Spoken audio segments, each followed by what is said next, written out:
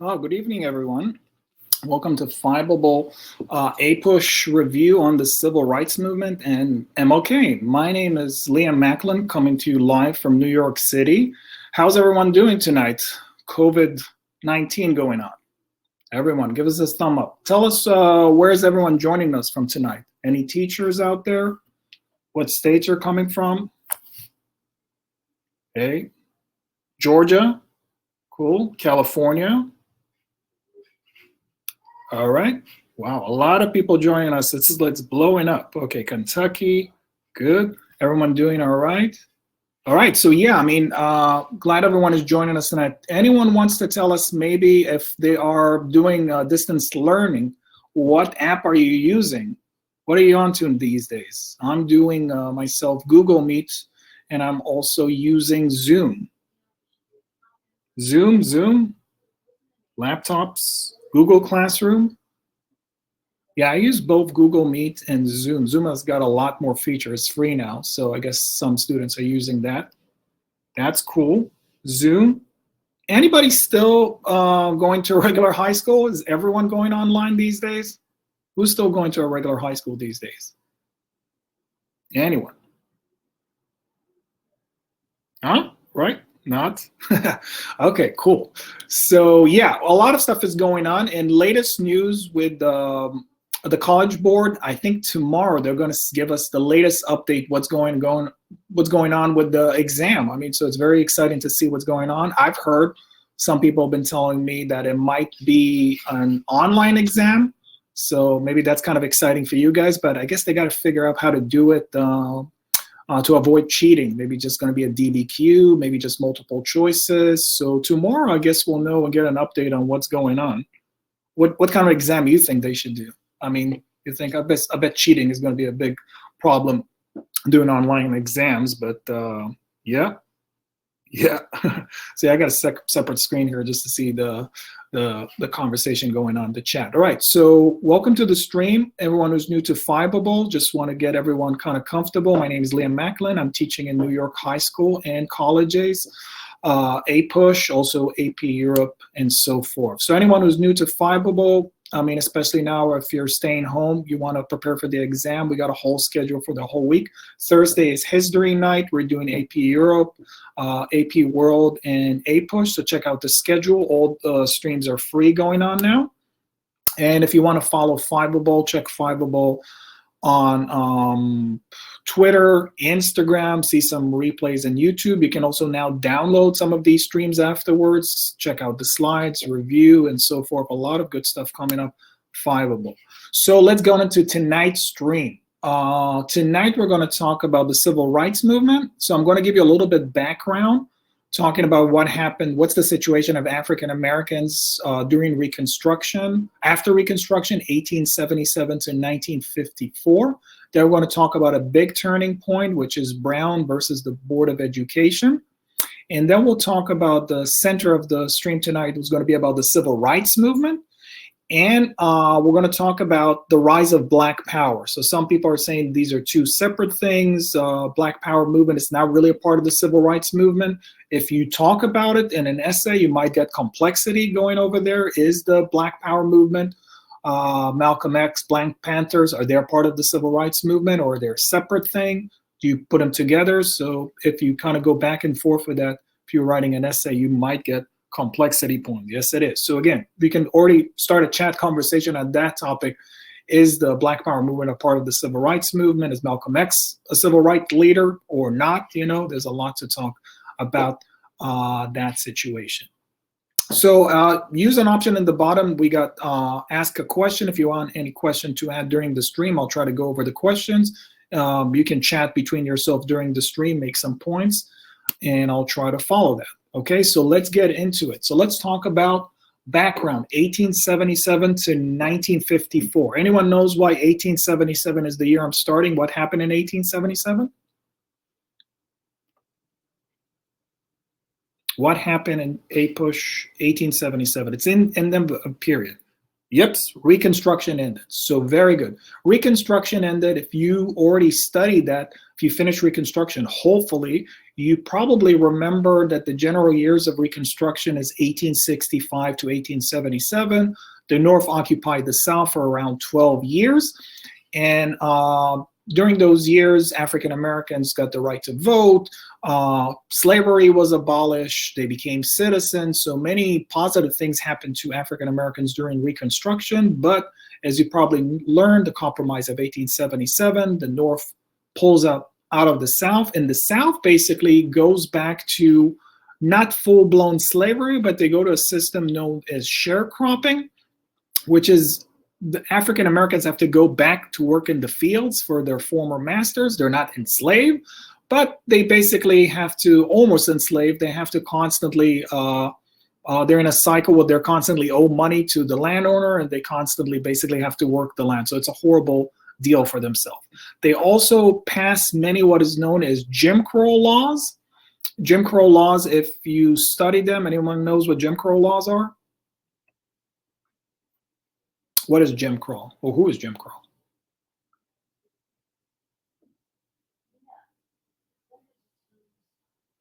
Yes, basically laws that segregate between the whites and the blacks. So they want to make it very clear in the South that African Americans are not equal. So many Southern states pass all these laws, which are a lot of them are illegal, which are known as in general term as Jim Crow laws, and they basically take away all the rights that African Americans got before the war. Like they can't vote. So anytime they come to vote, they might face things like poll taxes. They have to pay a tax or literacy test. If they come to vote, they're saying, oh, you can't read this segment over here. Sorry, you can't vote. Or grandfather clause. If your grandfather didn't vote, you can't vote. And of course, there's not going to be any African Americans who was a slave that their grandfather voted. So basically, this is what African Americans have to deal with in the period leading to 1954. Basically, sharecropping, lynching is also a very popular event that has happened in the South, and the blacks are no longer slaves, but whatever they gained, the rights that they gained during Reconstructions are all gone. Now, an important turning point we're covering is the case of Plessy versus Ferguson. Did you guys study Plessy versus Ferguson? Thumbs up. Yep. All right, great. So Plessy versus Ferguson, a very important case in the Supreme Court. The case is actually Homer Plessy. If you actually saw a picture of him, I should actually posted a picture of him. He looks completely white. He basically went on a train and bought like a first-class ticket and got caught and basically removed from the first class because he is like 15% black. He got removed from that seat. So the case went to the Supreme Court, and the Supreme Court ruled, and if you don't remember the whole case, just remember this sentence: separate but equal. It basically said there's nothing wrong with African Americans being segregated from whites, so long as you give them the same facilities. So now Jim Crow law became legal all across the United States. Plessy versus Ferguson is a very important case that it made segregation legal. So now you can separate blacks and whites in schools, in churches, and whatever the situation is. The Supreme Court made this ruling legal. And this discrimination basically lasted up to the 1960s. So you can see this cartoon over here, the Supreme Court famous case of Plessy, up till 1954. So 1954 is a very crucial year that kind of changes everything. So every history teacher might tell you a different turning point. Some people might point on Harry S. Truman desegregating the armed forces. Some people might tell you the Emmett Till story. So everyone has got their own version of history. For me, at least, the way I teach it, I see Brown versus the Board of Education as the turning point in the story of African Americans and in the story of the civil rights movement. So it's a very famous case that went to the Supreme Court. And by the way, it's called Brown versus the Board of Ed because that's the first name on a whole list of kids that they took to this case. Linda Brown, she actually just died, I think like last year or something like that. She was a first grader, and she had to basically attend a school that was like an hour and a half away from where she lived. So she was put on a class lawsuit by the NAACP. Anyone knows the NAACP, what it stands for? You can just write NAACP in the test, but anyone knows what the NAACP stands for? National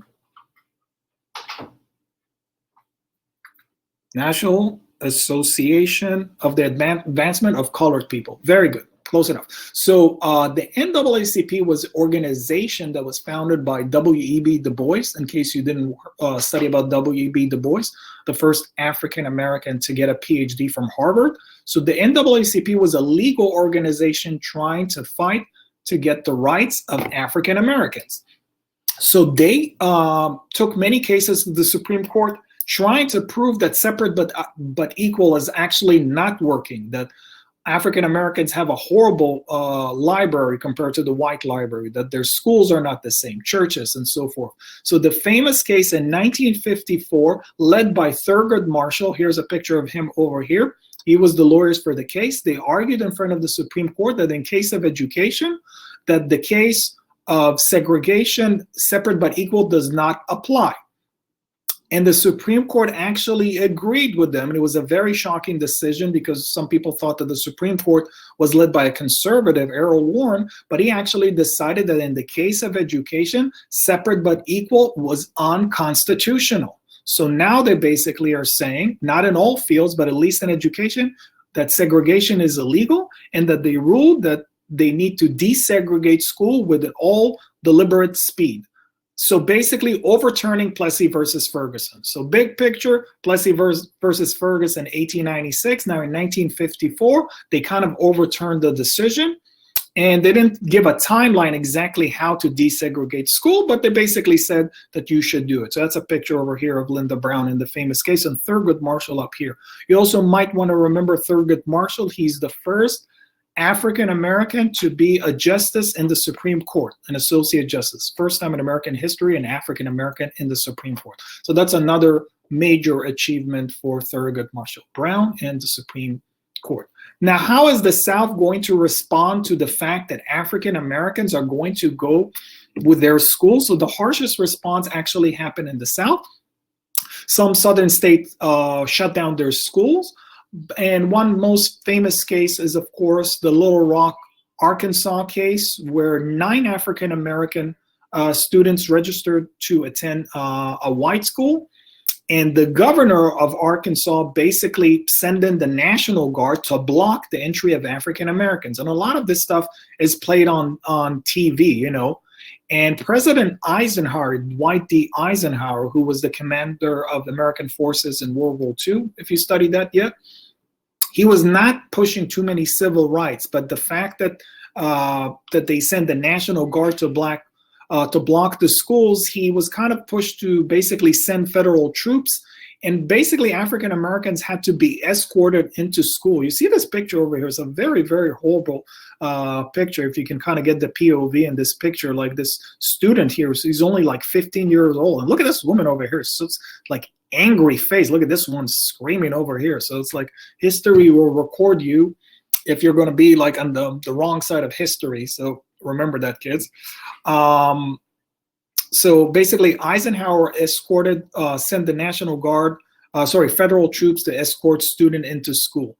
And if we're moving like 10 years later, there are barely 2% of African-American students in school. So it's not that Brown, like the next day, basically made schools completely equal, but it was the turning point. And that's basically where the whole civil rights movement is born, because now they have an opportunity. Basically, the Supreme Court gave them a case to say that, you know, segregation is actually not legal. So that's where a lot of the power of the civil rights movement is coming about. All right, let's get into, do we have any questions? Yes, ask a question. Let's see what we got. Could a charter and private schools remain segregated? Okay, so that's a good question.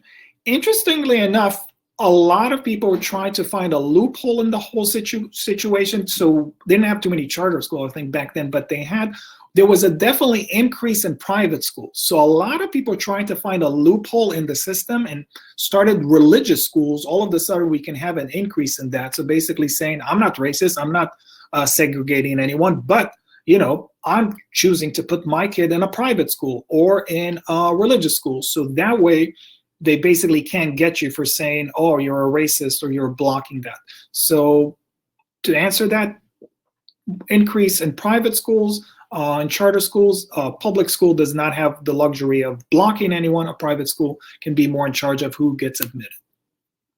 Okay, so if you have any other questions, just keep them coming, and we're just going to go through the stream. All right, let's continue. Good question. All right, let's talk about Rosa Parks. Anyone knows who Rosa Parks is?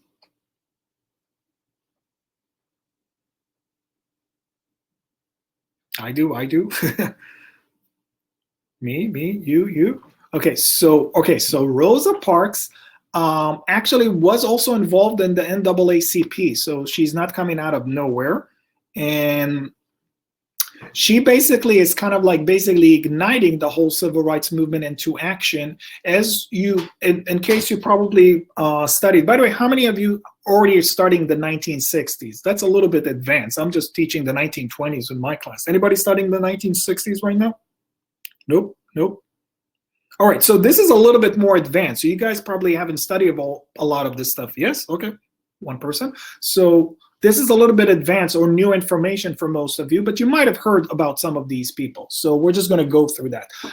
So Rosa Parks basically refused to give her seat in the bus. So the way segregation worked is, blacks had separate African American churches. They had separate parts in the theater. They had separate libraries. So the bus was divided into two parts. The first half was given into white people, and the second half was given into black people. So there was a sign in the middle where you're supposed to know not to cross. Now the rule said if the white section was full, then the whites can move to the black section, and blacks have to get up and give a seat to the white person. Okay? That was kind of like the standard situation. It doesn't matter what the age was or anything like that. So one specific night, Rosa Parks, who was a seamstress, she had a long day at work. She was basically tired, and she refused to give up her seat in the bus to a white passenger. Bus driver came over and basically give up your seat. She said no. They called the authorities, and she was taken to jail. Now, because she was an active member in the NAACP, it kind of like made everyone kind of fed up with this whole segregationist system. So they decided to take action.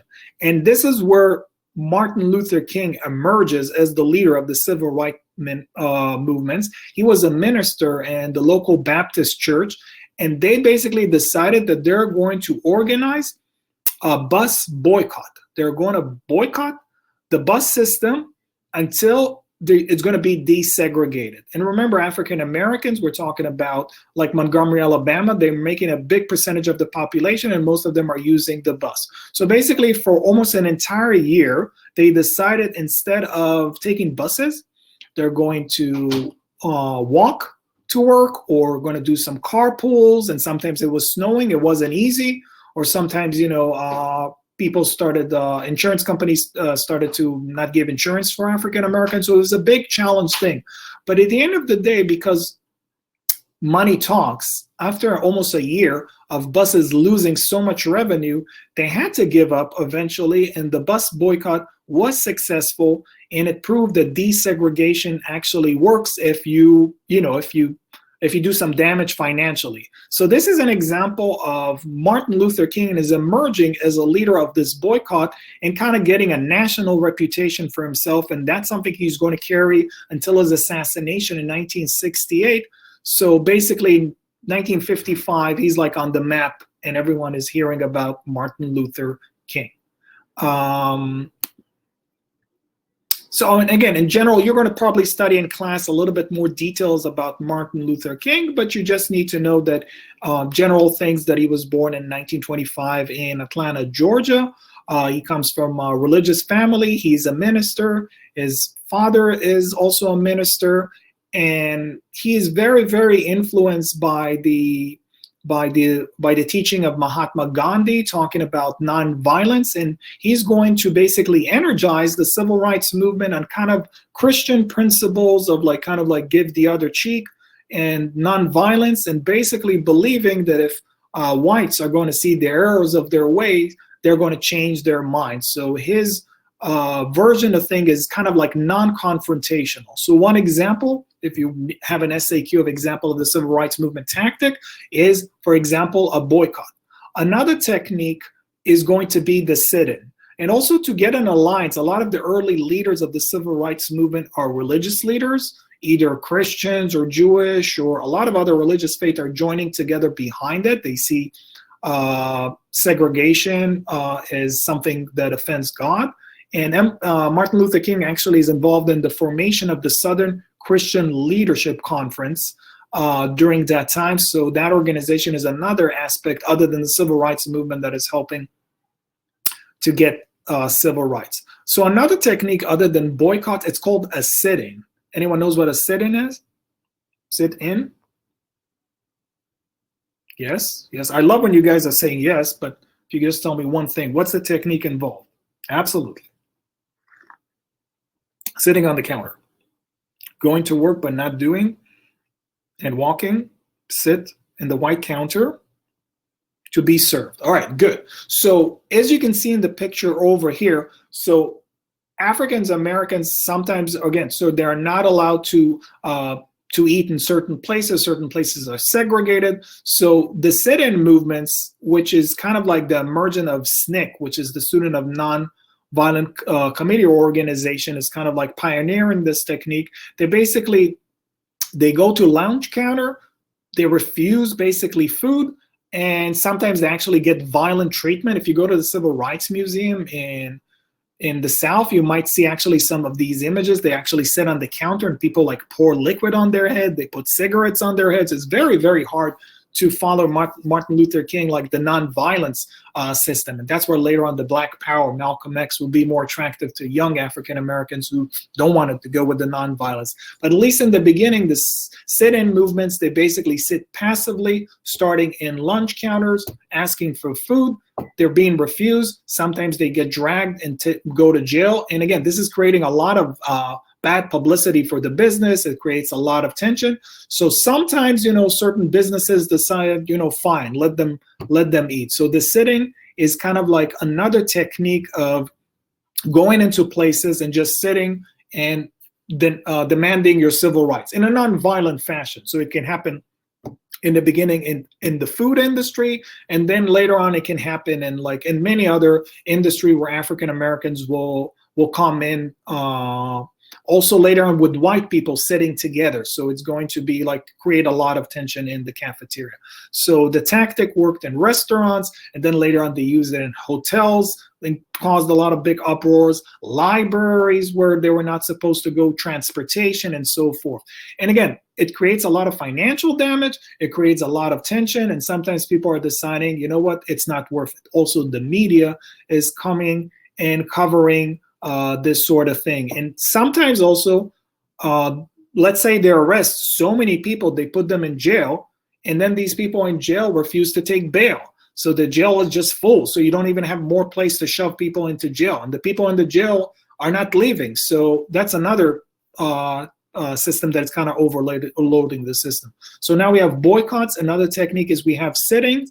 And Martin Luther King is preaching the gospel of nonviolence. Okay, so you're going to object, you're going to demonstrate, but you're not going to attack anyone. And that's the message that they're getting. And of course, there's going to be a lot of violence around. So another thing that we have other than boycotts and sittings, we have marches. We have a lot of marches with the South, in the South. So Martin Luther King is going to Birmingham, Alabama, which is considered like one of the most racist and segregated places in the South. And his method is like basically confrontation with people in peaceful manners. But it's a very, very big turning point to the civil rights movement, because many TV reporters are coming over and they're seeing the violence that is emerging from police officers who are using tear gas, who are using dogs. If you can see the image below here, the dog attacking the person. And a lot of people in the North had no idea what's going on. So this is kind of like what's going on in the South, and it's shocking a lot of people. Martin Luther King himself also gets arrested several times, many times throughout his career as a leader. Sometimes, you know, they arrest him for things like, you know, like driving, I don't know, about 15 miles in a 20-mile zone. So it's like the little things. He's well known among police officers.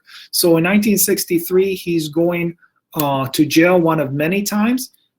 An important document you might have used in the exam, that while he's in jail, he's writing letter from Birmingham Jail.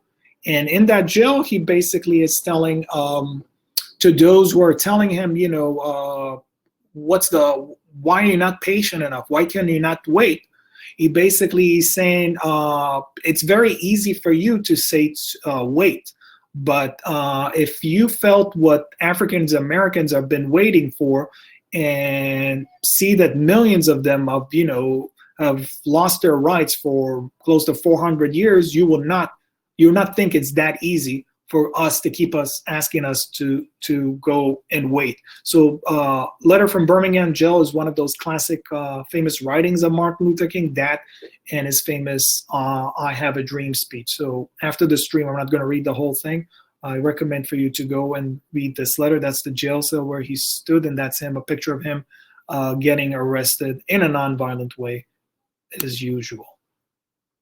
Another event that kind of shows the unproportioned violence and the radicalization of white supremacy growing up in the South is the case of the 4 girls in Birmingham. So we have a lot of violence towards civil rights activists or anyone involved in attacks directly against African American. In the famous case of the 16th Street Baptist Church in Birmingham, Alabama, a bomb is placed in the church, and we have like 22 injured people, and 4 girls die in that explosion. That's a picture here in the bottom of this explosion. So it's like the savagery of like blowing up a place of worship and killing little girls. And again, it's kind of like these things are really starting to kind of wake the conscience of America and the shock of something like that.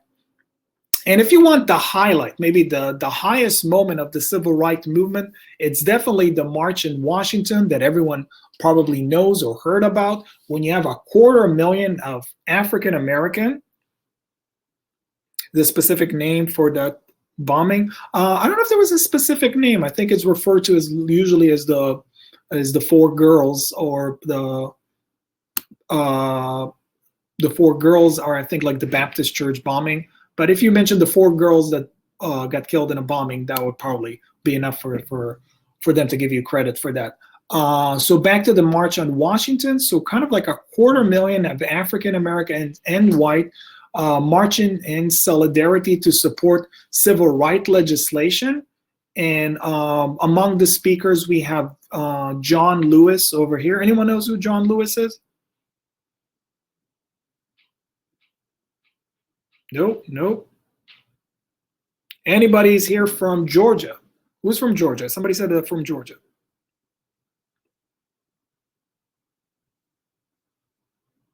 Okay, Georgia people, tell me what he is. Me. Look at all the Georgia people flying over here. So tell me, Georgia people, who is he? All right, so he is a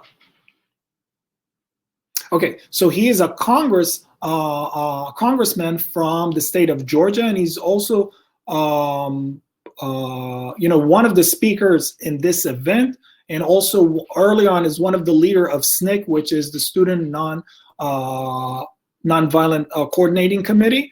And so there are several speakers. Most famous of them is Martin Luther King, but John Lewis also spoke on this march. He's also going to be famous later on. We're going to talk about the beating and the famous March on the Bridge. So what are the goals of the marchers? Their goals was to talk about public works program to reduce unemployment, increase minimum wage,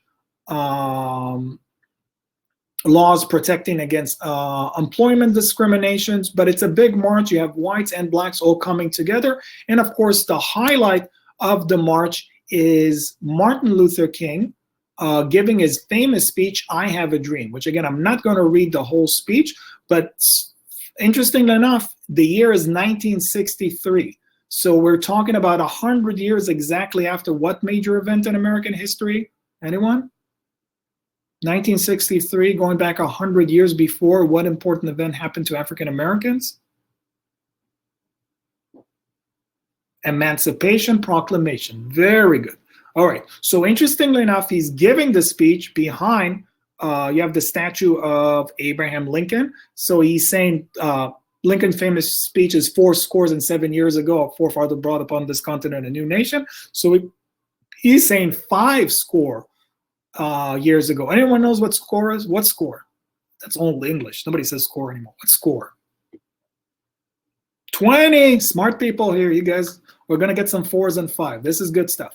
All right, so so 5 scores, so basically 100 years ago, a great American in whose symbolic shadow, because stand behind the statue today, signed the Emancipation Proclamation. And then he basically says the famous line, I just cut parts of the speech. That's not the whole flow of the speech. There's like parts in the middle. The important part, and he says, I have a dream that one day this nation will rise up and live out the true meaning of its creed. We hold these truths to be self-evident that all men are created equal. Who wrote, we hold these truths? Where's that part from? So we have Emancipation Proclamation, second paragraph. Anyone? We hold these truths to be self-evident. Thomas Jefferson, very good. What document? Declaration of Independence, very good. So you got 2 references. First, he goes up and mentioning Abraham Lincoln, and then he says basically in the second part that I have the dream that we're going to get the true meaning of that all men are created equal. Africans Americans were not a part of were never given this part of the document. So what about African American?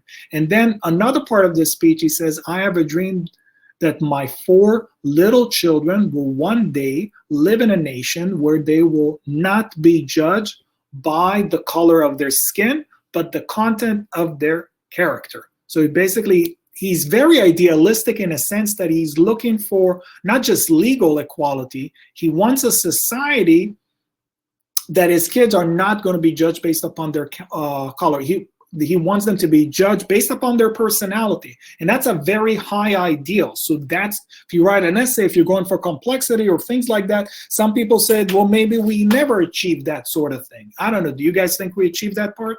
What do you think? Is that too idealistic to think?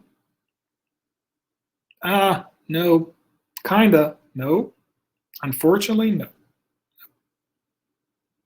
So yes, so that's a very high goal that he set for himself. That's a very high idealistic set that he's talking about. So we might, if you write an essay, we're going to talk about Martin Luther King is going to be successful in achieving legal equality. But in the speech, I Have a Dream, he's talking about an ideal notion of like an equal society where people just judge people based upon who they are and not prejudging them. That's basically the ideal. Based upon their race. And that could be also a higher ideal if you're judging anyone who's like whatever their background or religion or sort of things like that. But specifically in the case of African Americans, a very high ideal that he's setting up over here. And some people said, we never actually achieved that. Some people said, like, I think we achieved it. I don't have, like, there's no more racism. So, you know, some people, by the way, when Barack Obama was sworn into president, a lot of people in the media were just saying, there's no more need for the NAACP. The NAACP still exists to this day. So some people like, well, you have an African-American president, so, you know, I think we got equality. Can we cancel the NAACP? And a lot of people said, no, there's still discrimination. It doesn't mean just because we have a president. But that's a whole other debate, and we'll get to that later on. So also in the big context of things, if you haven't got to the 1960s, 63 also JFK, President John F. Kennedy, gets assassinated, and he gets replaced by a very important character. You might want to write his name down because he's very, very important for the civil rights movement. Grab your pens. And his nickname is LBJ. Anyone ever heard of LBJ? Or knows what LBJ stands for? Oh, yep. Lyndon Johnson. Lyndon Baines Johnson. It's all about initial. His wife was Lady Bird Johnson. All of his family had like initials. should check out his library in Austin, Texas. Anyone from Texas? Who's from Texas? Me. All right. Hello, Texas person. Good job. All right. So Texas person, go visit the LBJ library, and downstairs you're going to get the LBJ treatment when he stands on top of you. So it's very, very funny. Anyway, so Lyndon Baines Johnson is very, very crucial because he's the president that managed to get all the civil rights legislation actually to happen. So in July 2nd, 1864, he signed the Civil Rights Act of 1964, which basically prohibited discrimination based upon race, religion, national order, and gender. Gender is later going to be used as, some people are going to use this law to give equality for women, but at that point, nobody focused on the gender. They thought mainly upon the race. So basically, the law basically gave all citizens the right to enter libraries, parks, restaurants, washrooms, and all these sort of things. So basically, this law ended the legal segregation. So now, technically, African Americans basically have legal equality in the United States, and it kind of gave more government basically power to desegregate, to create equal opportunity employments, or if somebody gets discriminated based upon that, he can get sued. So LBJ came into the White House. He had two goals as president that he talked about. One was giving equality to African Americans. And again, he grew up in the South. He saw racism firsthand. He knew what it was all about. And the other thing he worked upon is poverty. He might have been considered the best president we ever had if it wasn't for the Vietnam War. But that's a different topic. You're going to study that. So you kind of can see here that LBJ and ceremony signing the Civil Rights Act. So the Civil Rights Act of 1964 creates equality for African American, legal, not the ideal that Martin Luther King wanted, but create legal equality for African Americans. Okay, but there's still the problem of voting. So now there's legal equality, but voting is still a very big issue. So you got your rights, you're equal, but you have no representation, and you cannot vote. So a lot of people saying, okay, so if I can't vote, you know, I'm worth nothing. So there's a still big movement, even with the passage of this law, in getting African Americans to register to vote and getting more African American to vote. So a couple of organizations, CORE, which stands for Congress of Racial Equality. Everyone's got those initials. So if you go blind in the test, you can't remember the whole name, just write the initials. You know, it's better than nothing, right? And SNCC that we just said, the Student Nonviolent Coordinating Committee. So a couple of these organizations led by Bob Moses, you have a picture of him. He always wears overall. I like overalls. Went to the South to basically started what is known as Freedom Summer.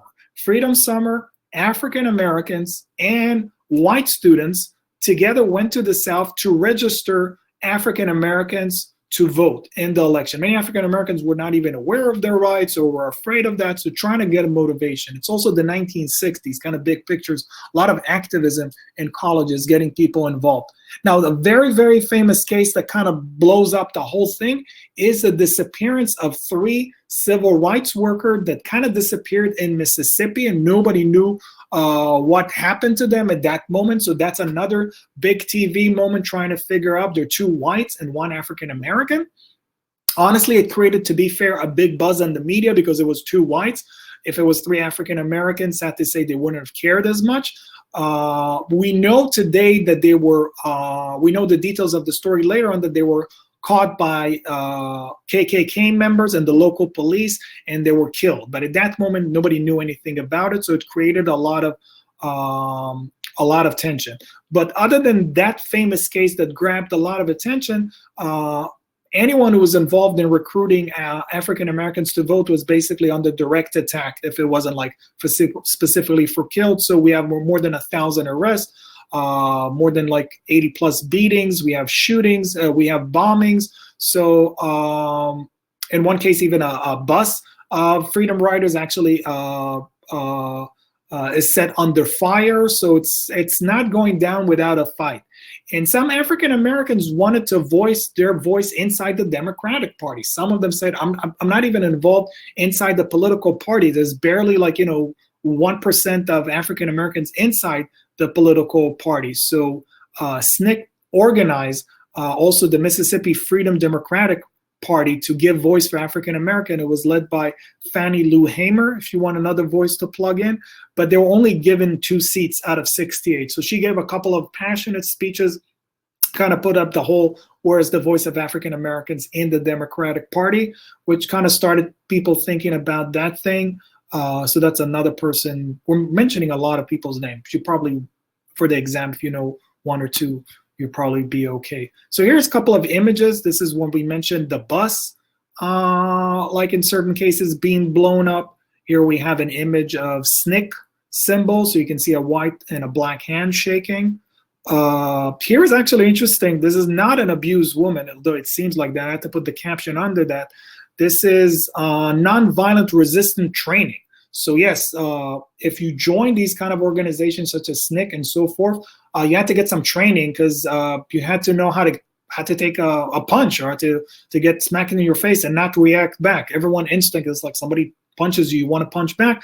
So it was a tall order basically to be nonviolent. And here we have the image of some mugshots. And remember, there was also white students that got arrested in that and felt that the civil rights of African American something is wrong. So blacks and white both got arrested in those cases. Of course, African Americans in higher number. So this is the famous poster of the missing of the 2 whites and the African American in the middle. The 3 of them disappeared. And again, I'm mentioning race. It shouldn't be the main issue, but the media probably gave it a lot more attention because there are 2 whites that disappeared, and the FBI got involved in that situation. What's the question up here? Sorry. When did they? Whoops, I can't see. When did they find out they were caught by the KKK? Basically, because it became such a national event, the president had to get involved and had to shove down the FBI to go down to the South and to do an investigation. So once the FBI got into the scene very quickly, some investigation to turn things around, they found the bodies very quickly. And then it became national news and their funeral. So that was another big event to kind of push into passing the voting right of 65. And if you're interested in that, there's a good movie about it. It's called Mississippi Burning. Maybe you Google it out. If you're home quarantined, nothing else to do, maybe look it up on Netflix or maybe on YouTube or something. I don't know what it's on. Mississippi Burning, I think it was a Gene Hackman. Kind of tells the story of what happened to them. So that's about that. I think at the end, like everyone during that time, nobody got caught. They didn't do any prosecution for anyone. They just found out the bodies. I think just only a few years ago, finally, like one person who's super old from the KKK was just finally tried and went to jail. So it's kind of like very little, very late. Just to continue also, so other than the freedom riders, we also have the Selma campaign. So we constantly have these campaigns of marches in the South. SNCC is organizing a campaign in 1965 to motivate more people to vote. And like during those campaigns, like around 2,000 African Americans are getting arrested. But one highlight event that actually puts John Lewis, the guy I spoke before, over here, you can see him actually standing and waiting. So an event known as Bloody Sunday, if you remember that example specifically, on March 7, 1965. And we actually celebrated that event on March 7 just a few weeks ago. I think we had all the Democratic candidates. They all went to that historical location. But the historical event, Bloody Sunday, marchers came to the Edmund Pettus Bridge in Selma. And again, they were being peaceful, and the police just came directly at them. You see from this, they came straight at them with billy clubs and tear gas and sent dogs on them. And this is like national TV. Everyone was just so shocked by the violence of these police officers marching directly and just crashing all these people who are trying to save their life. John Lewis got like his whole head scar with like blood coming all around the place. So that's another event. And President Johnson like had to went TV and just denounced the insane brutality. And this was like kind of the last straw that would lead to the voting rights of 1965. So finally, you can also see Time magazine talking about it. So that summer, LBJ signed the Voting Rights Act of 1965, and that act basically eliminated the literacy test and kind of all the loopholes that people in many states found out that you cannot allow African Americans to vote. Also, the passage of the 24th Amendment, specifically eliminating poll taxes, which was another loophole to block African Americans. And interestingly enough, also in big context, most people kind of like, if you want a turning point with the Democratic Party, this is also it if you go to political events, because historically the Democrats was kind of like the racist party of the South. Most people don't know it. They were the party of the South. They got their base, and Republican was the party of the North.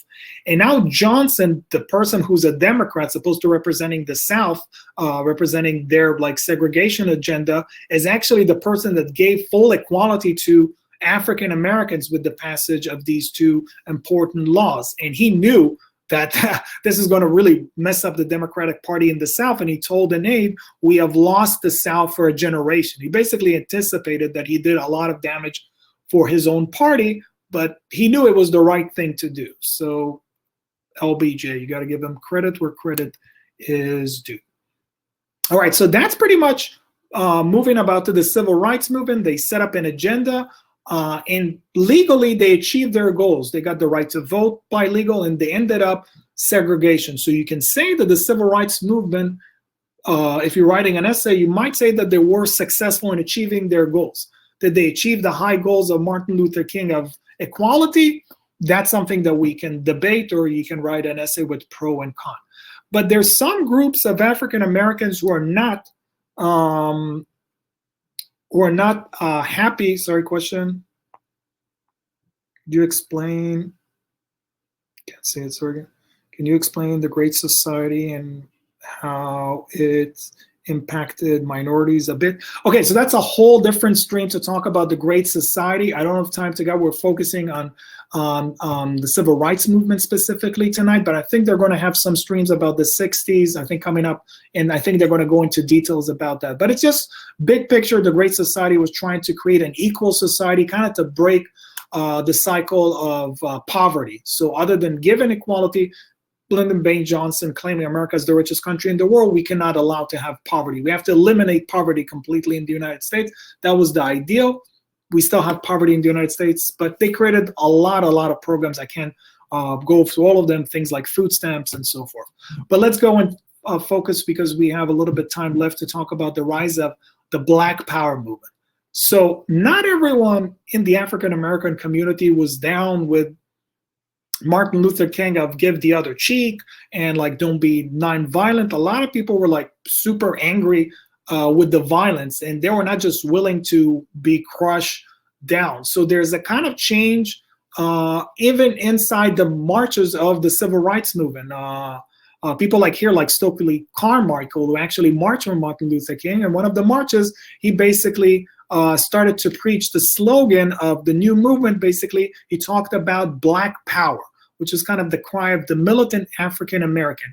And they kind of grew frustrated with this whole slow pace of reform, and kind of believe that they will never get equality. And if it's legal equality, it means nothing. Or some of them also talked about there's still poverty, or there's still economic disadvantages. So, you know, who cares if I'm still poor, that they passed some law. So for them to see the whole marches is like kind of a big sham. And some of them also started talking about why we're cooperating with white people. Like, what's the point of that? Maybe we should just work for ourselves. So if you want a foundation of African Americans where the whole thing starts, the beginning point, it might be Marcus Garvey. If you actually studied Marcus Garvey, anyone studied Marcus Garvey yet? No. All right, that's good. That's bad. Go to class and ask your teacher, why didn't you learn about Marcus Garvey? Tell him the guy from Fivable was very, very disappointed. All right, so Marcus Garvey is kind of the beginning of Pan-Africanism, or going back to African, and the first person actually to talk about Pan-Africanism, that Africans should have pride in their race. But for the 1960 context, the leader of that time that basically puts this whole ideals on the map is Malcolm X. Anyone knows who Malcolm X is? I'm sure you know Malcolm X, right?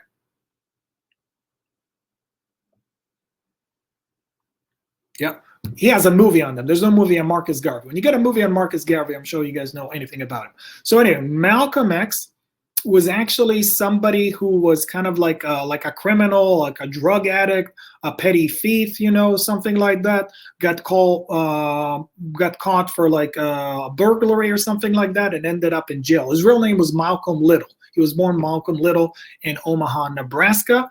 And while he was in jail, he basically started to hear about the Nation of Islam, which is kind of like this African American religious organization, which was kind of like a black supremacy organization. So if you have a white supremacy organization like KKK, you have a black African American black supremacy organization that kind of talked about that maybe you should separate the blacks and the whites, and maybe blacks are actually superior than white people. So Malcolm X, while he was in jail, converted to Islam and joined the Nation of Islam when he left jail, and became one of its most famous speakers. Other people were members of Nation of Islam. People like Muhammad Ali, the famous boxer, was also a member of the Nation of Islam. So this is an event that you see of the Nation of Islam. This is their leader, Elijah Muhammad. They call him the Honorable Elijah Muhammad.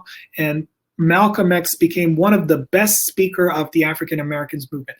And in many speeches, he criticized Martin Luther King and called him an Uncle Tom. Anyone know Uncle Tom, the term? Where is it from? What's Uncle Tom meaning?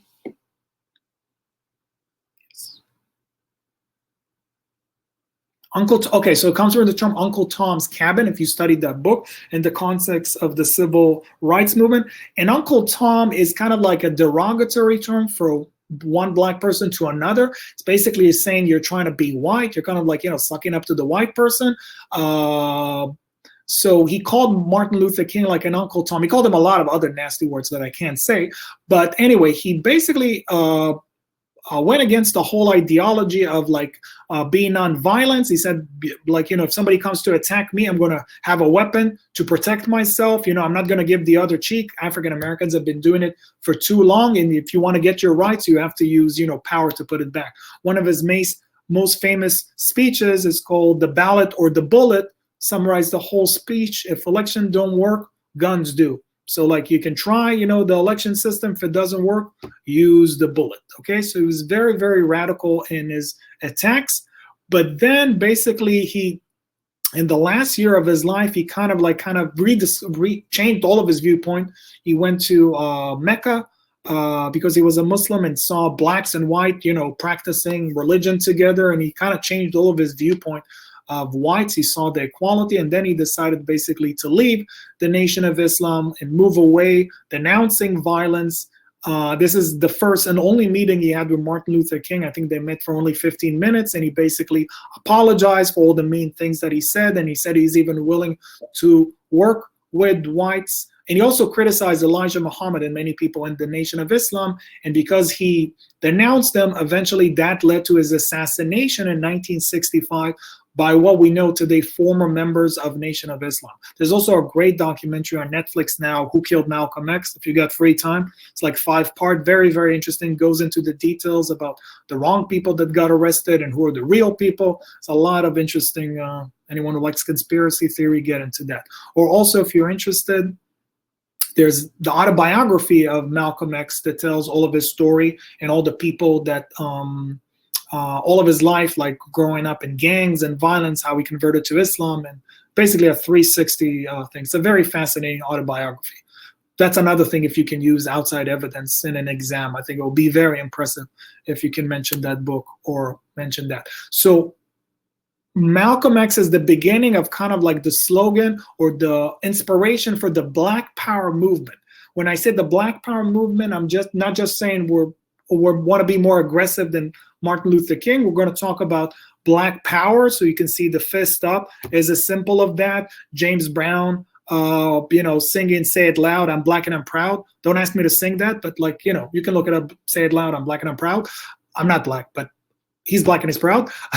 And also we can see like this famous event, like in the Olympics in 1968, we have two African American who won the first and third place, like lifting a fist for African Americans. That created a lot of attention in the media. We can also see a change in the hairstyle. So instead of like straightening the hair, that's one of the passages in the Malcolm X biography that he talks about how he always straightened his hair, you know, trying to look white. And once he came into like being proud more of himself, he like, you know, let his hair go natural back again, something like that. So the Black Power POV, if you want point of view on things, is a lot of times is that whites should not dictate the civil rights movement, because Martin Luther King cooperated with a lot of whites, and they believe that African Americans should just struggle for themselves separately, that they don't need to operate with the whites. And another thing that they talked about is electing more African Americans into variety of positions, local mayors, you know, Congress people, and so forth. And they believe that also they preach the gospel of more revolutionary struggle for self-determination of African Americans. Also, things legacy, that if you were going for legacy from what we have from African American Black Power movement to this day, there's a terminology change. Still from those days, they still use the name Negro. They switched from that, starting to use the name Afro-American, and that's how we get the term today, African American. So they start to apply that in the around the 1960s, 1970. We also have something is wrong with my audio. I'm sorry. I guess my audio is working. I don't know if you want to click. Everybody else can hear me? Mine says it's still fine. Yep. Sorry about that. Maybe you can see that in the replay. Another person is Mulan. Nobody probably heard him here. If you write this in the exam, you're going to blow the exam reader's mind. Maulana Karanga founded the organization called US, US organization, and he is the guy that created the holiday of Kwanzaa. Nobody ever remembered this guy, but everyone knows Kwanzaa. So a couple of organizations that were created during that time, and now you know what Kwanzaa is. He was actually a college professor. It's a very interesting character. I put this book over here, Us, if you want to look it up on Amazon later. It's a very interesting book that tells us all the weird stuff that happened in that organization. But Us, like the Black Panthers and many other organizations, more Pan-African organization, talking about Black nationalism, talked about Afrocentricity renewal. So maybe we need to start picking more African American names. Most African Americans historically had slave names, you know, like O'Neill or Johnson. They were like, I'm not a Johnson, I'm not O'Neill, that's my slave name. So most of them started to embrace more African names, like, you know, Malcolm Little changed to Malcolm X and then became Malcolm Shabazz. So more either African names or more Islamic names. And the holiday of Kwanzaa, which very, very few people get what it is about. It's kind of like a mishmash between like Christmas and Hanukkah. Don't say I said that, they're going to get upset. But it's kind of like a combination of those things. But it talks about African unity and celebration of African American heritage and so forth of that. So he created that holiday, which is celebrated by African Americans today. And finally, one or more two groups, probably one of the most famous Black Power is the Black Panther organization. Anyone heard of the Black Panthers? And I need to reference a film here too. How many more films reference I have to do in one stream? Yes, thank you. Yes, great. So Black Panther Party, full name for self-defense, that's an image or a logo here, was led by Huey P. Newton. You can see him over here. And again, imagery, very important. You can kind of see him sitting here like an African leader.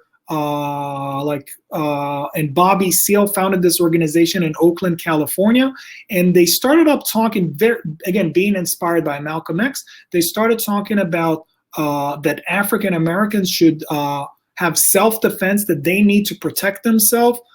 So they started to carry weapons, you know, and walking down the street, and that created a lot of like interests with other African Americans, and created a lot of tension with police officers. So they demanded the release of African Americans from jail. They had a lot of physical interaction with the police, getting arrested, violence, and many other things that happened to them.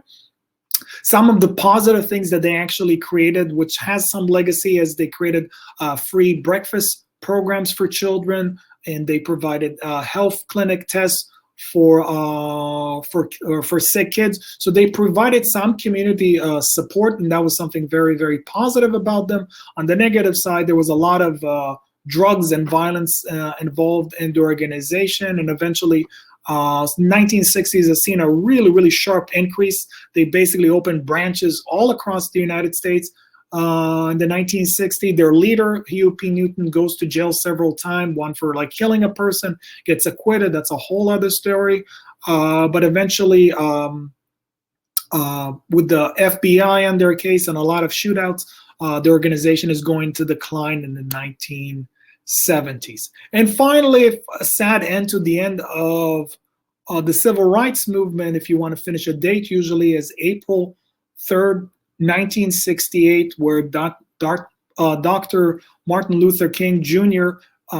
Gets shot in Memphis, Tennessee. He was there to support city striking garbage workers. And the night before, he gave his famous speech. He's got a lot of famous speeches. It's hard to remember all of them. Talking about the promised land, kind of giving himself a metaphor like being Moses, basically saying, you know, like Moses went to the mountain, basically saying, you know, like I haven't, I want, like you, I want to get to the promised land, but, you know, but God allowed me to go to the mountaintop, and I've seen the promised land. My eyes have seen the coming of the Lord. So basically saying, predicting, like, you know, he knows that something bad will happen to him, saying, I won't see equality for today, but, you know, I've been to the mountaintop and I saw it. And the next day he gets assassinated by James Earl Ray in the hotel balcony in Memphis, Tennessee. That hotel, by the way, today is a civil rights museum, and you can go and visit if you go to Memphis, Tennessee. And they actually kept the room where Martin Luther King visited, and basically the same bed, the same thing. They didn't touch that, but the whole rest of the hotel turned into a museum for civil rights movement. And his assassination basically exploded the next day to riots all across the United States. That's something he was probably not interested in happening, but it's kind of like the end of the killing of the dreamer was kind of like a sad end to the civil rights movement at that point. So just to finish it up before we get to if any questions, think Fivable, check out Fivable Twitter, Instagram, YouTube. You can check my book also here, Qigong for Beginners. I also teach Tai Chi, Kung Fu, and Qigong. So here's a little plug-in, shameless plug-in. Everyone needs to plug in something, right? I wrote a few books. You can check it up on Amazon. Everyone is staying home. So good to read books, people, not to just be on the computer all day long. Cool. Q&A. Let's get into question now in case I missed something. You guys are going so fast in the Q&A. All right, let's get into question. Is if Rosa Parks didn't refuse to give up her seats, or if MLK didn't get involved, would it still have been as popular as it is today?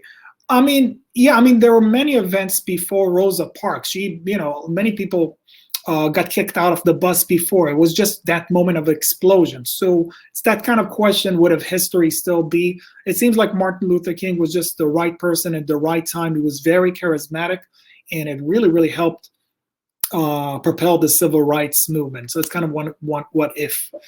Okay, so we answered that. We answered this. Let's get in. Was there a particular person who founded SNCC? Is that one specific person of SNCC? They had like different leaders every year. SNCC had different leaders every year. I mean, John Lewis was the leader in one event, and Stockley Carmichael was also involved in SNCC. But SNCC is an example of an organization that used to have was nonviolent and had blacks and whites, and later on got more radicalized and less white members in that.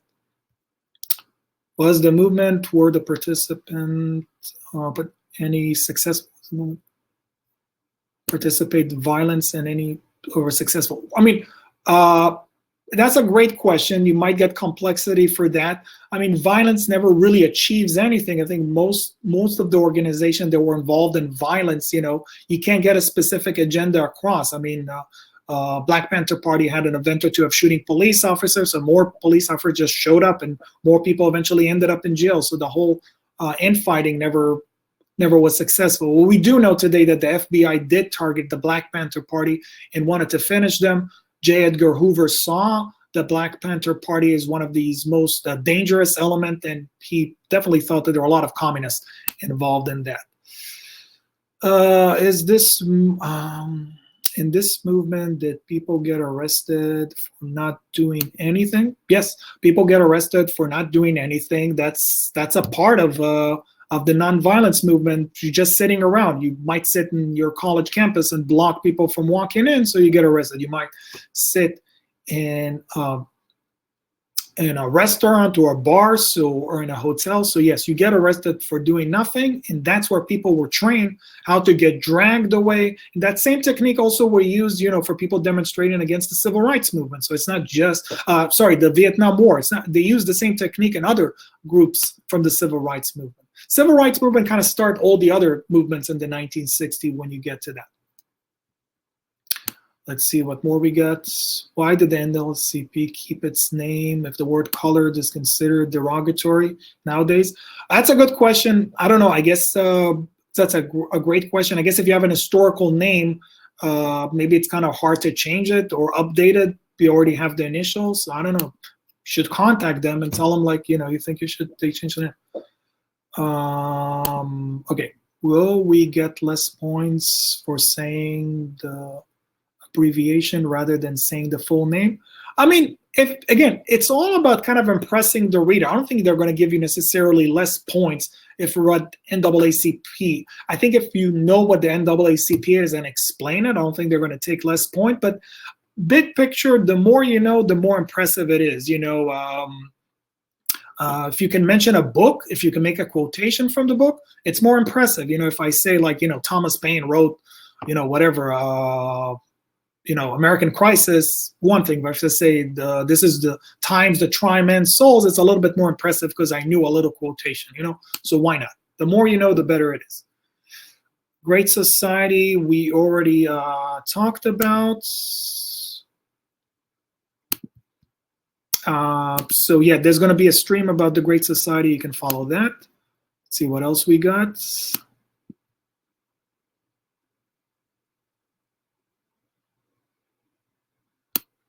SNCC, we talked about what is SNCC, Student Nonviolent Coordinating Committee. So they were a part of a branch of the civil rights movement to try to organize sittings and boycotts and many activities to get students in colleges organized to help to facilitate the civil rights movement.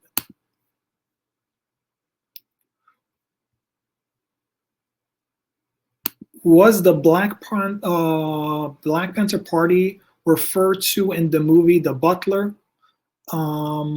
Yeah, I think I saw it when it came out. I think you can Google up. I think that one of the people in it becomes radicalized, and I think he joins the Black Panther Party. You can't sue me for that one, but you have to look it up. I'm sure that's not going to be an exam. Was the movement where participated? Okay, we did that already. It's twice. You mentioned a movie about the Black Panther. You mentioned a movie about the Black Panther movie. What was it? I think it's called Panther, just the name Panther. But that's one of those movies that it's super hard to get. It's one of those things I have to, like, I don't know, like years ago, I got to Google it someplace and like got somebody download. It's one of those movies that I don't think they like it so much, so they kind of like ban it everywhere. But it has a good background until the end. The end is kind of bogus, but almost up till the end, the movie is pretty much historically correct. At the end, they kind of make this big conspiracy theory. They kind of ruined the movie. So I would watch it maybe 10 minutes to the end. It's all good. Is it related to the to Marvel's Black Panther? I mean, they probably picked the name from that, I mean, they like the name. I think the Black Panther Party liked the name, kind of like a panther, like aggressive, and also black. So again, talking about power of African Americans. So they really like that image. Sometimes imagery the Black Panther Party had their own newspaper. They used a lot of strong images. You know, they had like black leather jackets. They had a beret. A lot of people were like, "Ooh, I want to be in the Panthers. That's so cool. That's so like, you know, even white people are like, these guys are cool. I want to join them." Like, you know, so it was a big part of like African Americans. So many Black Panther Parties questions today, people. Very interesting. Was the Black Panther Party former a political party? They were not official a political party, but they kind of changed strategy in the 1970s, and they tried to have members of the party running for political office. So they tried to support the election of members. Even Bobby Seale, one of their leaders, I think, ran for a local election. So they tried to get their people to get elected. So that's kind of a strategy change they had in the 1970s. What else? Okay, so I think, whoa, that was a lot of questions. Okay, so this is like booming. We have so many people coming in today. If I see more question here. Okay, so yeah. So thank you everyone for joining tonight for this live stream about the civil rights movement. You guys have been awesome. You're going to study this stuff. It's coming up in the future. I hope everyone stays healthy. Elbows, don't shake hands, social distancing, back off, mister. I mean, I bet it's like horrible to date right now. So like probably get married or something. That's my advice. Or I mean, like, yeah. So anyway, thank you all for coming tonight. Thumbs up. Hopefully everyone will get 5s. It's called Fivable. Check the streams. And you've been awesome. I shook up the world, everyone. Peace out.